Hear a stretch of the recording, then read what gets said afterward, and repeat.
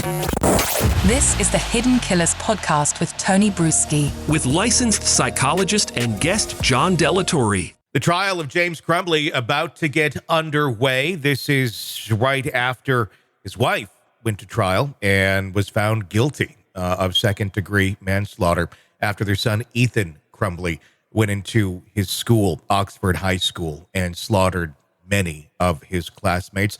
The question is, how accountable should parents be for the actions of their children? Joining me to discuss, John Delatorre. Doctor, I got to ask, this is an interesting one. Very different people, very different psychological states at the time that this crime took place. How much do you think that will be playing into what the jury thinks about James and his accountability in this? You know, I don't know that there's going to be much difference in terms of how the prosecution presents their case and how the jury thinks about this case. I think I think each one is obviously different, right? One was the mother, one's the father. But I think the jury is going to view both of these individuals as being sort of co-sharing the amount of responsibility. It's weird in cases where there's two defendants, right? Two co-defendants, even if their cases are severed.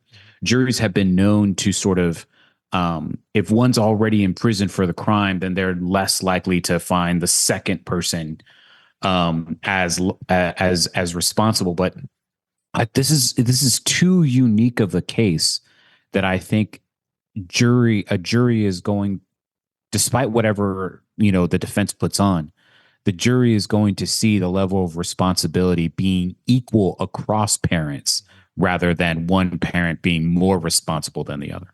It's an interesting one because they did bring up, some, I guess, basically, flaws in character in his wife's trial of Jennifer Crumbly. They brought up that she was having an affair. They even brought in the person she was having an affair with to testify. James would be, the husband that was being cheated on. He was also, by many accounts, very sad, very depressed, lost his job, was trying to make ends meet, doing DoorDash. I mean, that was basically the excuse half the time of where he was. He was doing DoorDash and not being present in the home with the kid. Is that going to play a factor in this at all? Or are those just kind of factors that really don't have a whole lot to do with this, but did seemingly play a role in convicting Jennifer? Well, I think when it came to Jennifer, I think a lot of the salacious details that came out with the affairs that she was having really tainted her as being just a problematic mother from the beginning. As opposed to this idea that he's a sad guy and he has doing DoorDash stuff like that. I mean, so do a lot of other people. Yeah. And in this economy, I mean, people need 2-3 jobs, and driving for Uber or, DoorDash or whatever, that's just something that people do. Yeah. That I don't know that a jury is going to use that as an acceptable excuse of not being present for your parental responsibilities. There's some text messages that are certainly going to be brought up. One of the text messages, when his son came to him with some troubles, basically telling him to suck it up and take some pills and go on with life before the shooting. How do you think that's going to play to a jury? It feels very cold on the outside here, but I could also see someone who, may not have a lot of knowledge on mental health or how to handle situations like this saying that. I mean, it sounds like something my dad would say, or not even the pill part, but just suck it up, keep going on. A different way of parenting or a way of parenting that many people, still subscribe to today. Well, I think, it's certainly a unique insight because here we have this text message saying that he just needs to suck it up, but his defense team is coming out, well, he was oh so sad, and that's why he's not able to be present for his child. And it's true that there are a lot of parents who simply just do not know what resources are available.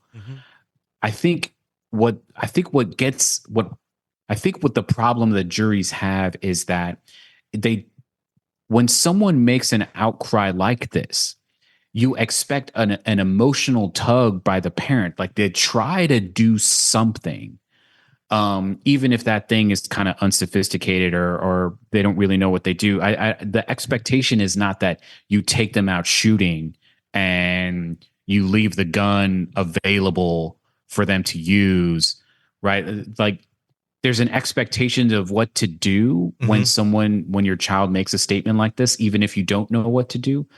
But finding like target practice and being so ingrained with weapons and stuff like that, I don't think that people would think that, oh, well, that's the most automatic response to have when your child is complaining. Sure. One thing that was brought up in the trial of Jennifer Crumbley, and it was question of is this relevant to the case? Because we're talking, this is not the trial of their son, of Ethan, who was the school shooter. When you would be looking at, okay, the dynamics of what took place in the actual building. This is more so arguing what took place before the son went to the building, was bringing in school witnesses that were there the day of the shooting, witnesses that could testify to turning over a body, of realizing that James Crumbly, or that rather Ethan Crumbly was the shooter. One of the teachers testified to that. Things that are not about the weapon or about him getting the weapon, obviously extremely emotional, things that will tug on the heartstrings of jurors. But if we're strictly looking at James Crumbly, his accountability in terms of his son getting this weapon, in terms of his son not having the mental health help that he needed, should there be school witnesses testifying in this trial? Obviously, it already happened with Jennifer, right or wrong, but is it right or wrong in this case to have them testify to the details of what happened in that building that day? Does it pertain to James's, innocence or guilt in terms of what he's being charged with?